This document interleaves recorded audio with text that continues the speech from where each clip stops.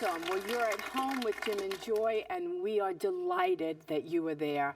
I hope you grab a cup of coffee, some hot chocolate. I'm sure it's pretty cold in most parts of America, but you are an important part of the family, and we want to hear from you. We want you to give us a jingle at 205-271-2980 or call us toll-free 1-800-221-9460. You can always send us an email, jimandjoy@ewtn.com. Now, today, we'll be discussing a very mature and heartbreaking topic today, so viewer discretion is advised.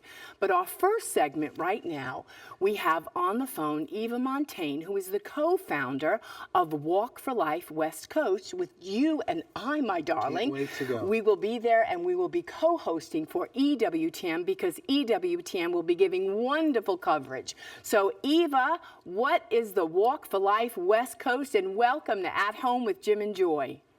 Well, I'm so happy to be back with you again. I really enjoyed my time with you last year, and we're looking forward to seeing you again here. It's so exciting. It's always a tremendous event. Is the excitement building there? Oh, my goodness, it sure is.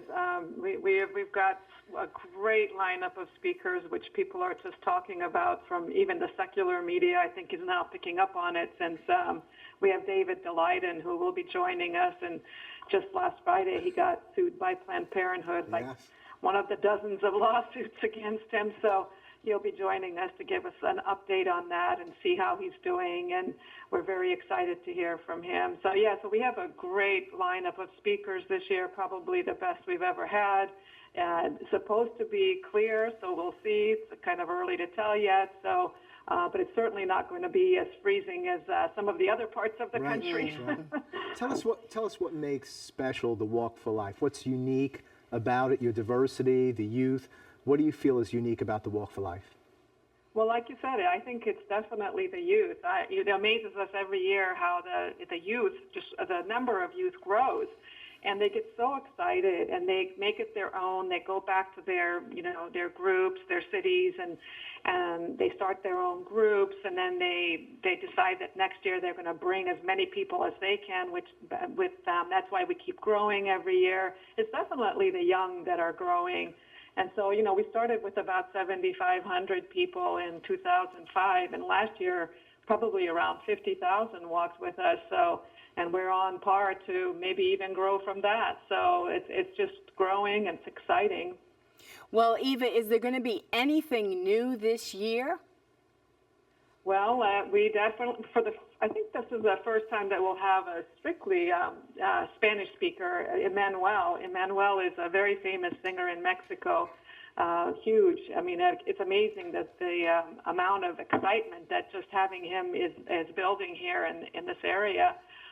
He's a devout Catholic, married for 35 years, and he's going to be talking to us about his pro-life views, and then we have tons of events that are coming forming around ours. We have a walk in Oakland the day before. We have the Students for Life have their West Coast conference the day after. We have 2 youth rallies the day before. It's amazing, and all of those events are on our website. So we encourage everyone who can come to participate in all the events if they can. For those who can attend, are there ways to get involved, to be a part? Well, certainly you can watch EWTN. There you go.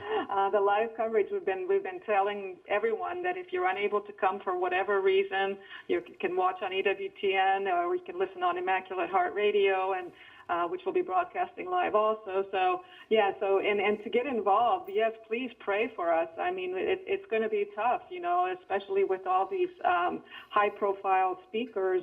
We definitely need the prayer protection.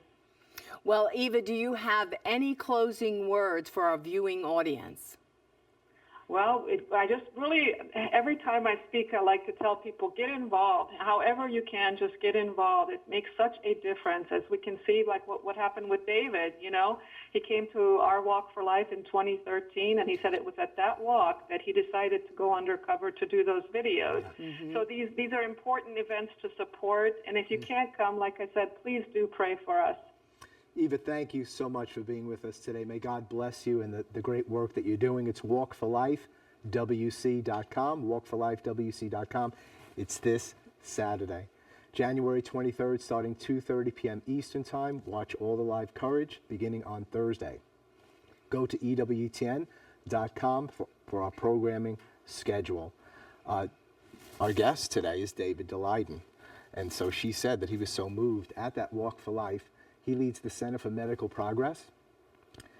David Daleiden is the man behind the Planned Parenthood videos that revealed their selling of baby body parts, procuring and selling of baby body parts. Who is David Daleiden? What motivates him? That's the show for today. Give us a call, 205-271-2980, 800-221-9460, Jim and Joy at EWTN.com. We're going to take a break. We're going to be right back. You're not going to want to miss this show, and you can participate. We'll be right back.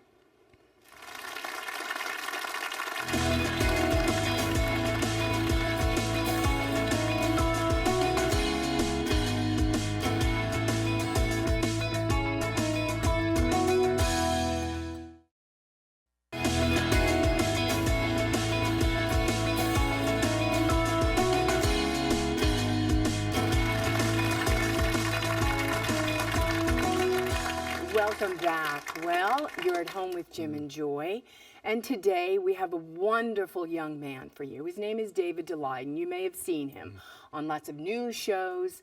You certainly, if you watched any of the videos on Planned Parenthood that was out there in the media, he is the project, he leads the project for the Center for Medical Progress. centerformedicalprogress.org.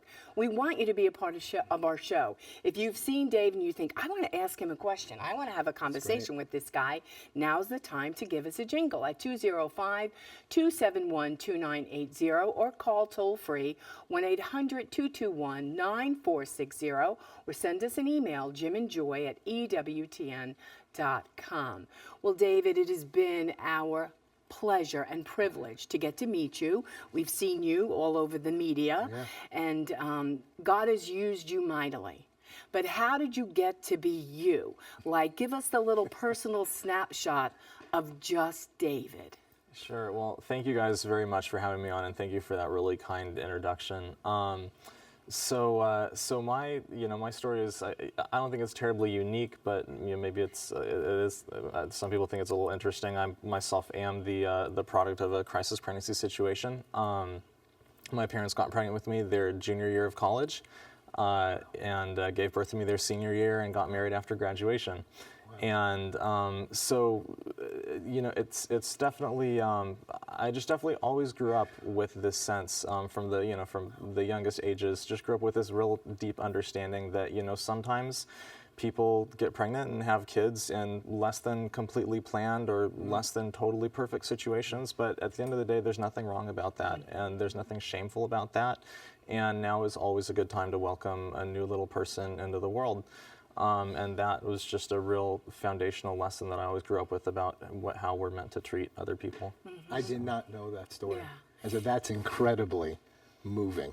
And we were looking at somebody who who could have been absent, let's put it, in a nice way, and to have your face here is great. So not to interrupt, in 1988 and 1989 in the Northern California Bay Area, which is where the biggest Planned Parenthood affiliate is located, and which is also where the biggest and oldest supplier of aborted baby parts is located. And they started up the same year that I was born in 1989. Wow. So it is a little too close to comfort. Well, David, we are happy that you exist, and we're really thankful that your mom chose life.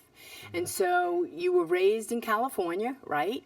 And went to the public schools? I did, yeah. So I was raised in Northern California, Sacramento area. I am a product also of the California public school system, which for all of its secular progressive faults, there was also a really big emphasis on human rights and on learning about historical injustices towards people that have been committed, great atrocities of the past like slavery and the Holocaust, and also the brave people who stood up and swam against the current to fight against them.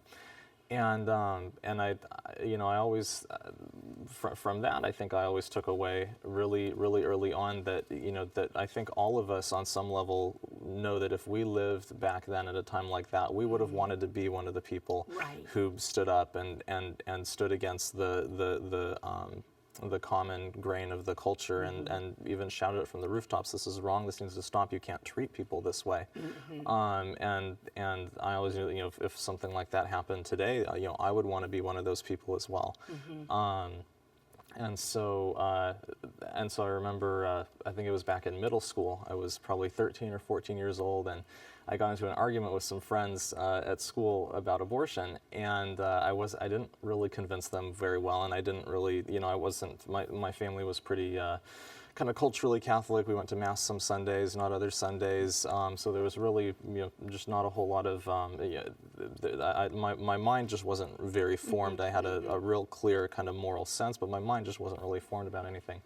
And so, I didn't really convince them, and that was pretty frustrating to me because I really thought that there was more to it than they were admitting. So I went home that day, and I remember going on Google and typing in abortion to start to do some research, and there were two facts that popped out at me that kind of launched me forward into the path that I am today. And the first was that I saw a picture of what abortion actually does to an unborn baby. And that made it really clear for me that it's not just rhetoric when we say that abortion kills a baby. It's not just some kind of wild justification to say that this is a human rights atrocity, but it's the literal truth, and it's right there before your own eyes. And you would have to, pluck out your own eyes and deny your own sense data in order to argue with that. And so I saw that picture, and then the second thing that I saw was that at that time, 10 or 15 years ago, there was well over 1 million abortions every year in our country. And that means this is not just something that happens once in a blue moon, very rare or rare extreme cases, circumstances, yes. this is something that's the most common surgical procedure in the United States. And this is what it is. This is really violence to a little baby. And this is happening over 1 million times a year, every And year to in women. our country. Exactly. And that puts it in the realm of one of these really cosmic human rights injustices of the sort that we read in history books, and 50 years later, 100 years later, you look back and you say, how could people have allowed that to happen? What were they thinking? And Right. where were all the people to stand up and say that human beings deserve better than that? And it's the sort of thing that I think you look at and say, well, I would have wanted to be one of those people. I would have wanted to be one of those voices that was different. So you're connecting the dots, you're really being moved, you're educating yourself. And so what was the progress for you? What were the steps for you regarding education, moving into activism, and then the Center for Medical Progress? Sure. So let's see here. I got started doing pro-life activism probably, I think, when I was maybe 15 or 16 years old. That was around the same time that I met my good friend Lila Rose, who is now the head of the organization Live Action. I worked with Lila for several years, from about 2008 to 2013. Served as the director of research for Live Action, helped to put together a lot of the different undercover projects, helped to train actors, did a lot of legal research, background research, and just sometime in the intervening years, I think it was in 2010, the whole kind of subtopic of baby parts trafficking and the sale and the commercial exploitation of aborted fetal tissue started to come across my radar. And I remember having a conversation with Mark Crutcher out in Texas, who's with the group Life Dynamics, who's responsible for really the first kind of seminal expose of baby parts trafficking back in 1999 and 2000. And so by the time that I started talking to Mark about it, that was in, I think, summer of 2010. And it had been 10 years at that point since this issue had ever Right. been part of the public discourse. And I sat there listening to Mark tell me about all the behind-the-scenes aspects of it for a good 3 hours. And I was really shocked and horrified because, again, This was something that was really gruesome and inhumane, and wasn't just a one-off occurrence, wasn't just a once in a blue moon kind of thing, but what I understood from Mark and from the research that I started doing then is that baby parts trafficking is a real thing, where people are sending in order forms and order lists and quotas of certain types of body parts, certain numbers of body parts, certain gestational ages of abortions that need to be done to fulfill the orders every single day, week after week after week. And so again, it's this industrial scale dehumanization and assault on little people that nobody talks about. Right, and you're wondering, where's the outcry? Where's the outcry? Yeah, and so I remember getting off the phone with Mark after 3 hours, and I was really upset. I was crying. I had nightmares about it for like a whole week after that, I think.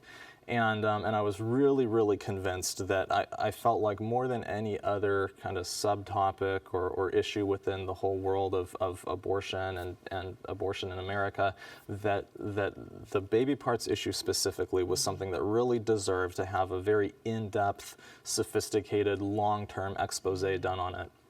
Because it deserved to be headline news again. It deserved to be something that was part of, if people were going to talk about abortion policy in the United States, if people were going to talk about how we treat unborn children, that the issue of selling baby parts, I felt, should be one of the first parts of the conversation, because to me, that is sort of the capstone of the logic of the abortion industry. It's what comes naturally beyond abortion. It's the next step, and it's sort of the dehumanization beyond the initial dehumanization, an objectification of an unborn child beyond the initial objectification of treating them like something that's able to just be killed.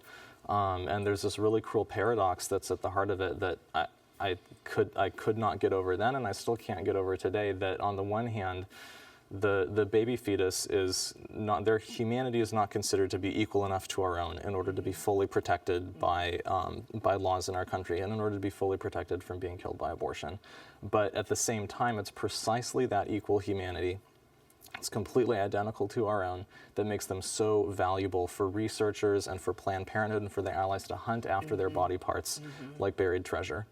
And to me, there's something really cruel and really twisted about that. And I think that it throws into really stark relief the conflict that this whole industrial scale form of child killing that is abortion, the conflict that has with our deepest values as human beings and as Americans about human equality and human dignity. We fought a war 150 years ago in order to stop slavery, and now we're still buying and selling people to this day. So, well, we're speaking with David Daleiden with the Center for Medical Progress, and this is just an incredible interview. Again, he's the man that was behind the undercover work exposing the buying and selling of baby body parts through Planned Parenthood. He's here with us, a brother in the Lord. Give us a call, 205-271-2980, 800-221-9460. We're going to take a break. We want to hear from you. Give us a call. We'll be right back. Don't go away.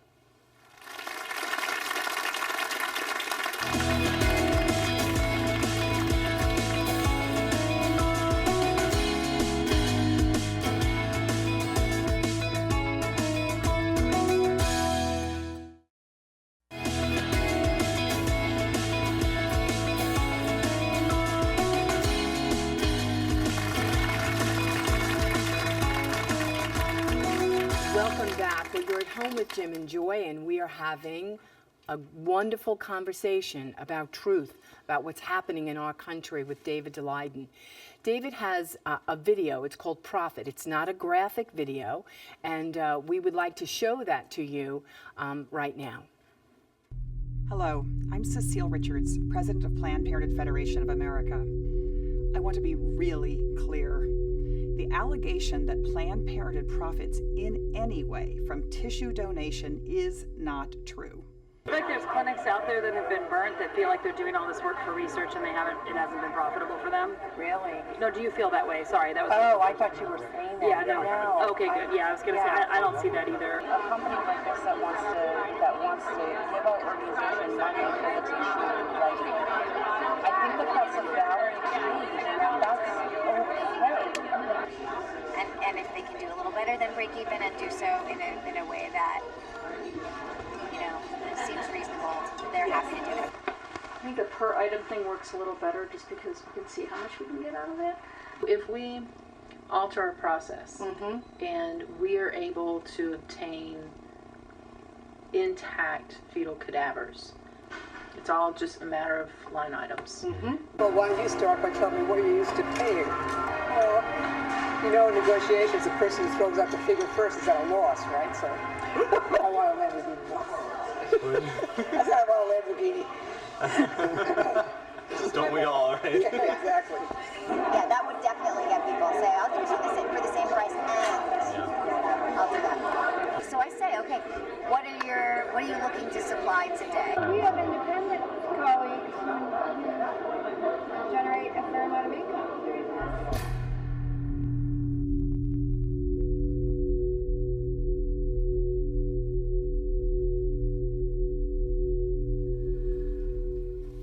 Well, David, what did we just see there? So many of us are familiar with this. Some people are seeing this stuff for the first time, and they're trying to say, what is going on here? So this is part of your investigation. What were we seeing with those interviews? Who are those people? How does that relate to what Cecile Richards was saying, that basically she was saying, like, this stuff isn't even going on?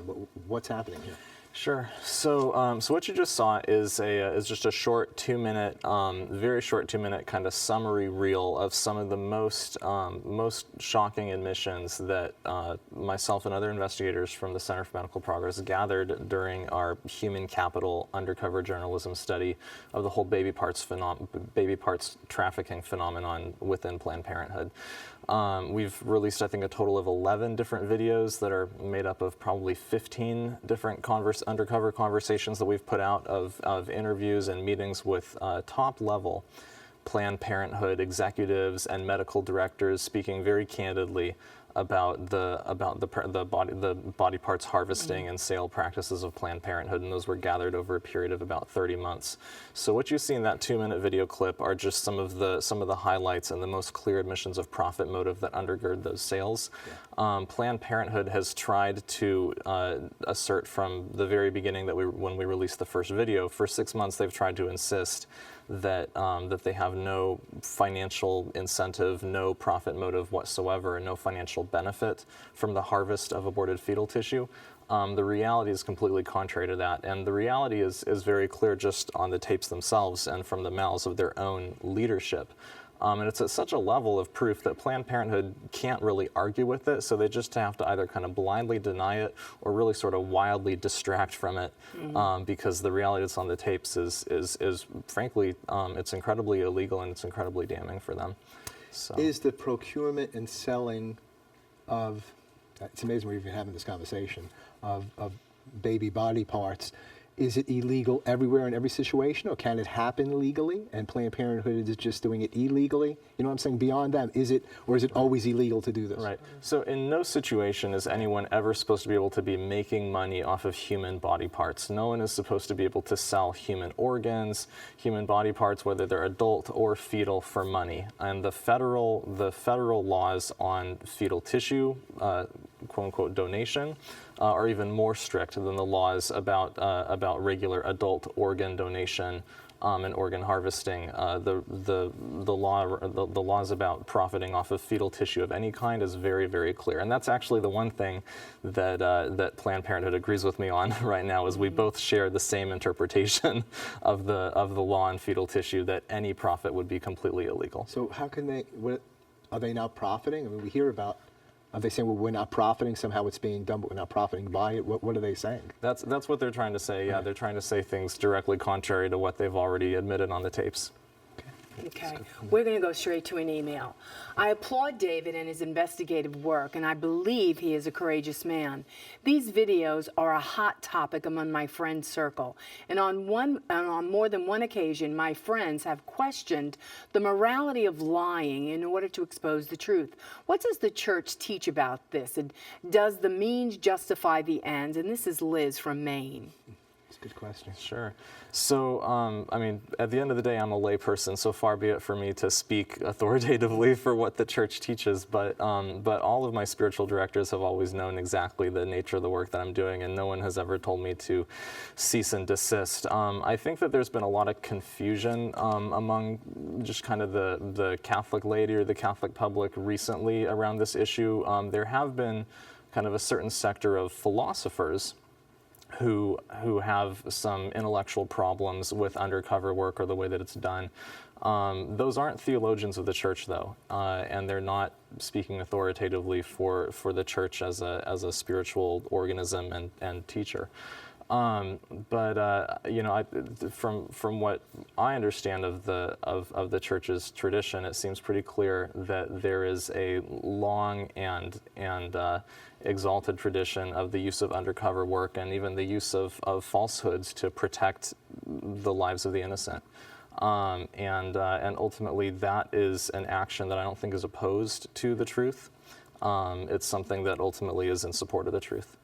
David, how did you, when you would meet, and you met and interviewed and befriended the abortionist? Now, I know that when we saw all of the videos that came out, I mean, people were livid. They were, screaming and yelling at the computer and like, oh my gosh, you know. And how did you maintain a conversation and not want to lunge across the table and do something horrific? Well, I mean, there's a couple of things. I mean, first of all, I generally am not a lunger, so right. That's you know. But in more seriously, there's certainly a certain amount of dissociation and kind of techniques I think that would go into any situation of undercover work like that. But most importantly, you have to find something about that other individual, despite how horrific the actions are that they're involved in. You have to find something about them that you can still relate to on a human level. And some of it, I mean, obviously we share the same humanity, you know, they still, you know, they still eat and sleep and cry the same way that we do. But also there is one point where abortion doctors and pro-life people actually do have a lot in common, and that's that we both share the same understanding of the reality of the fetus and the reality of the humanity of the unborn baby. And abortion doctors see really clearly that they're killing people, and those are their own words. Those aren't just my words. They've written about it. They talk about it, right. And they're really troubled by it. Sometimes they grieve about it in their moments of honesty. They even grieve about it the same way that we grieve about it. And so that's something that that is a place where we I think we really do relate to them on a very deep level. It's something that I think the more and more that they start to be really honest with themselves about what's going on there, I think that'll be the saving grace for many of them, and that's how they'll find their way out of the abortion industry. It's interesting. You say they're conflicted, they grieve, and you know, we were sharing a little bit about this, and that's where you connect humanly. So they're troubled. But there's an overarching thing. It isn't just like these people have come forward and have said, we're going to start killing preborn children. It's our nation. This is codified into law. Maybe not the buying and selling of baby body parts and stuff. It's not just them. Right. I think you've said, you know, I've read something by you talking about the deed is monstrous, but they are not monsters or something like that. Yeah. Because you've encountered them. Yeah, definitely, and they're, I mean, and that's, you know, I've certainly tried, even in the way that CMP produces our videos, it's not meant to focus on any specific doctor even at the end of the day, or on any specific individual at Planned Parenthood, because ultimately this is all part of a system. This is all part of a bigger system and corporation, and you know, it is, we talk about the abortion industry, and ultimately there's an abortion institution.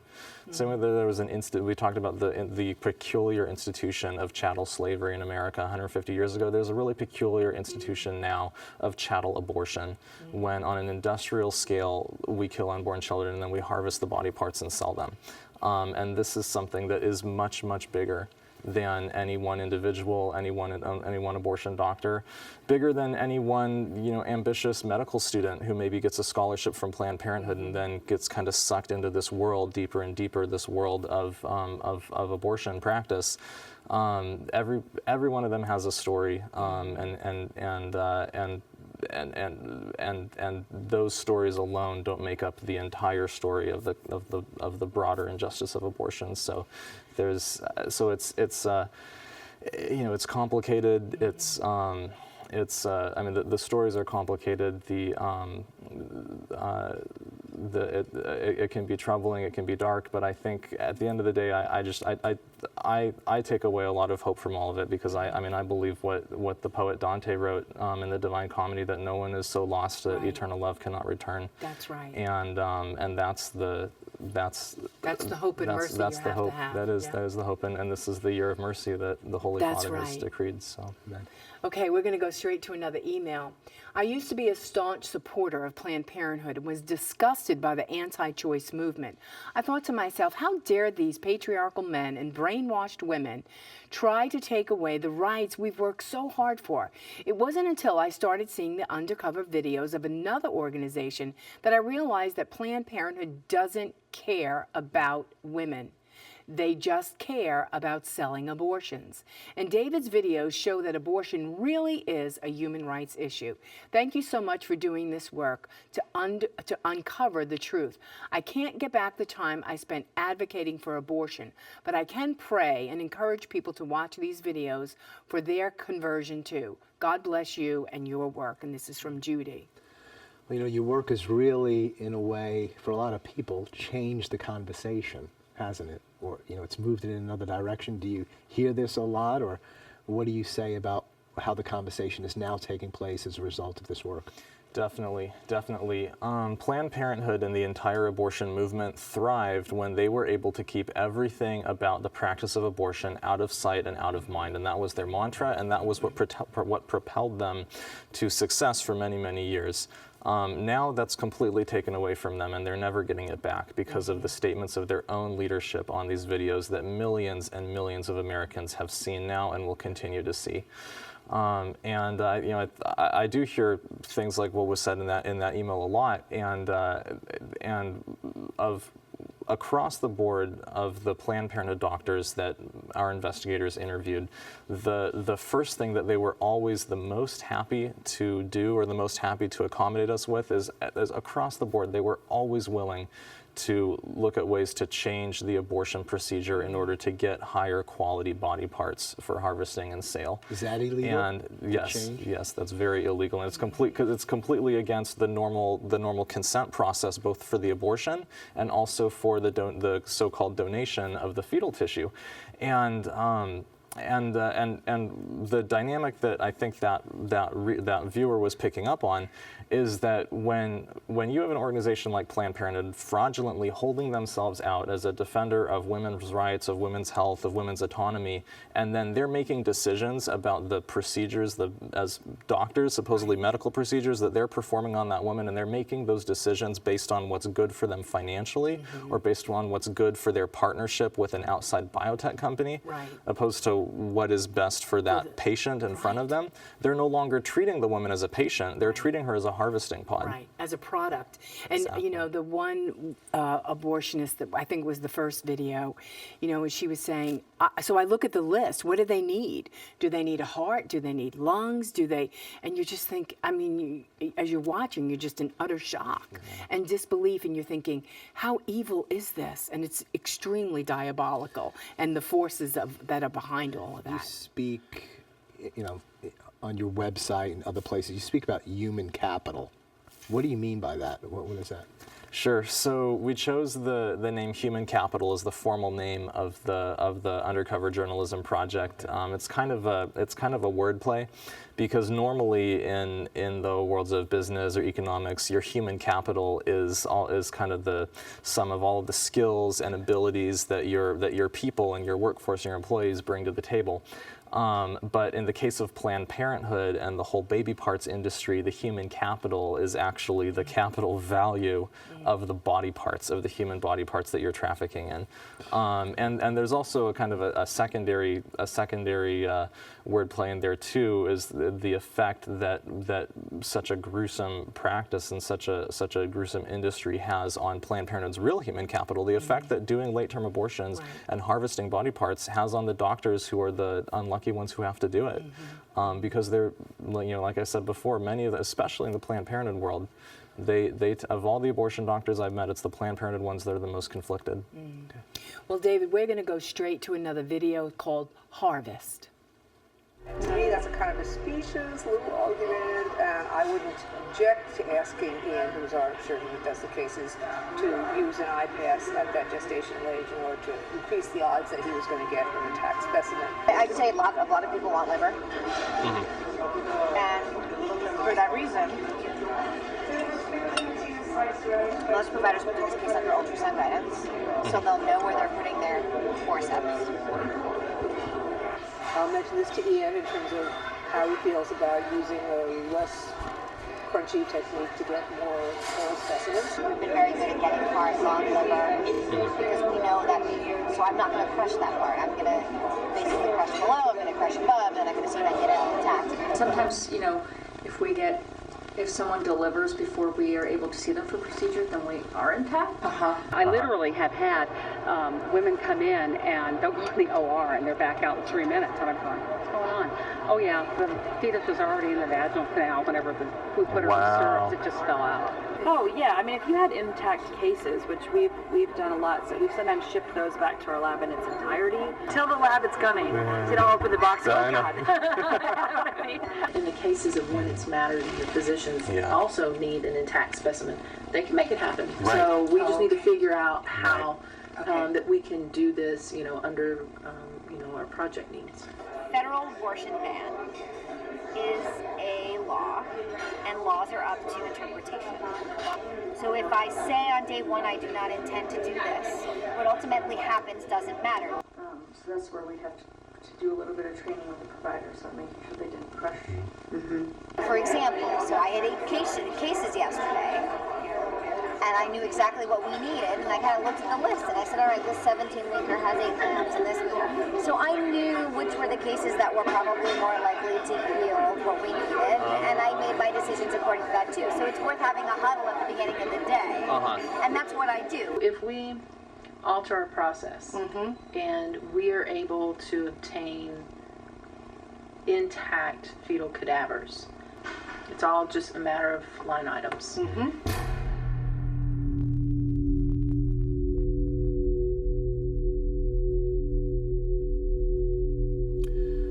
What are the most significant findings in what we just saw that can make them liable?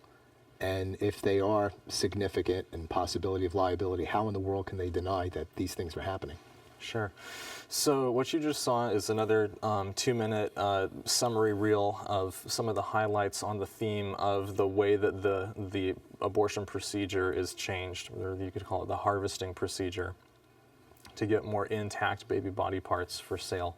And these are some of the highlights taken from ultimately conversations that are 2 hours long, 3 hours long. So there's a lot more than just what we can fit into these very short digestible clips. But so for example, you take Dr. Deb Nucatola, who's the Senior Director of Medical Services for Planned Parenthood, oversees their entire abortion practice at every Planned Parenthood location, trains the abortion doctors, writes the medical standards and guidelines for them, which is their handbook, and does abortions herself up to 6 months. And you take the statements that she made about the procedure that she would recommend for getting higher quality livers and hearts and lungs from aborted children.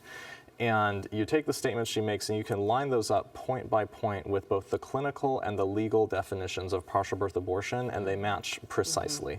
And that's a federal felony, and it's a crime in most states as well. And so ultimately, that particular point of partial birth abortion, we've been talking about it, CMP has been talking about it since day one on July 14th, 2015, when we released the first video.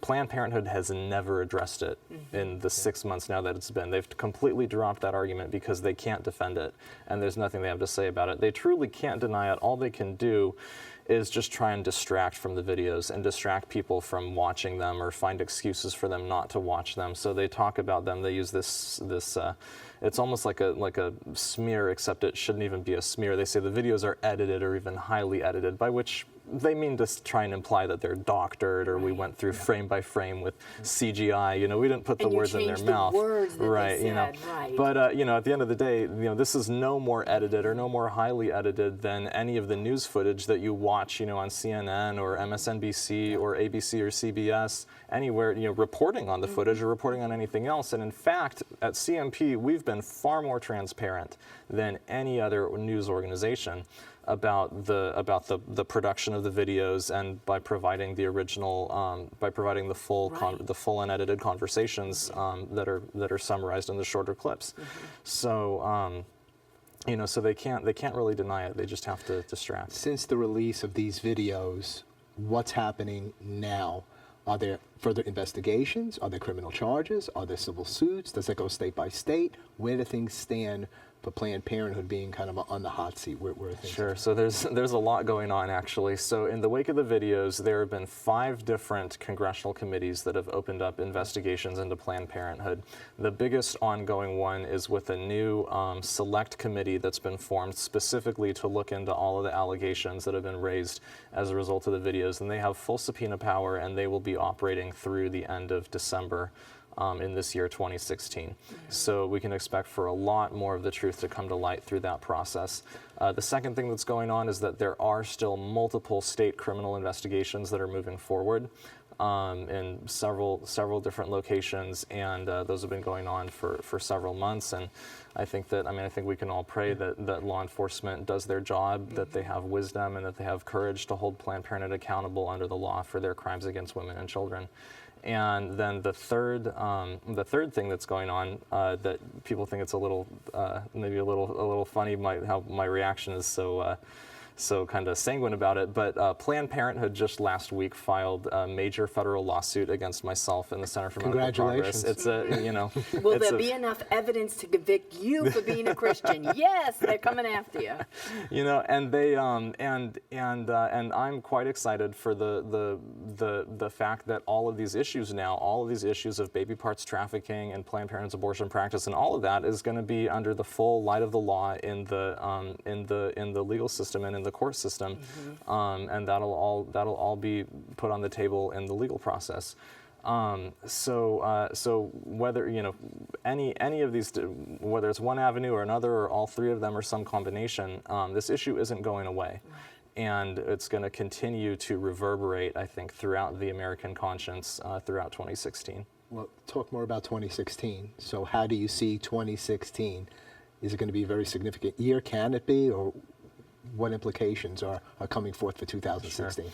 So 2016, in my opinion, is really a watershed historical moment for the pro-life movement, for abortion in America, and for how we talk about and how we treat unborn children. As I mentioned, the ongoing congressional investigations, the ongoing state criminal investigations, those will all be continuing and potentially bearing a lot of fruit in the next year. There's also going to be a really significant Supreme Court case out of the state of Texas that'll be heard by the court at the beginning of March, and it'll be decided in the middle of June. And that case has the potential to basically to roll back this sort of veneer of special protection and special status that's been given to the practice of abortion over the past 40 years or so. The state of Texas is trying to regulate abortion just like any other medical procedure or just like any other business practice that you might need state oversight for. And the abortion industry is hell-bent on trying to not let that happen because they know that they can't stand up to any kind of strict scrutiny. So that case could be incredibly significant. And then at the end of all of this, we'll also have a presidential election at the end of 2016. And we might end up with a pro-life president for the first time in a long time. And so all of those things taken together I think will mean a very historic shift that's already underway, and I think is building momentum, a really historic shift for the way that we treat unborn children in our Where do country. people go to find out more information regarding your work? Sure. You can find out more information about what we do at our website, cmp.org, or centerformedicalprogress.org. David, thank you so much for being with us today. Thank you for being used, all those that have worked with you on this, really changing the course of conversation. And I really believe, without being triumphalistic, you can declare victory now. Because when the darkness is exposed and the light shines, because you've shined a light that many people haven't seen, I think that's the ultimate victory. How everything shakes out and what takes place, you've revealed what's going on, and more fully the humanity of the preborn child, the right to be cared for and properly buried if you are killed. And you've also shown the humanity of these abortionists, and you've shown great mercy and grace towards them. So God bless you. Keep up the great work. You have our prayers. Thank you. Well, we're going to take a break at this point, and when we come back, we'll share further with you. We're so glad that you're at home with Jim and Joy. We're dealing with tough subject matter, but it's been going on for a long time. It's exposed to the light. It's a better day. We'll be right back.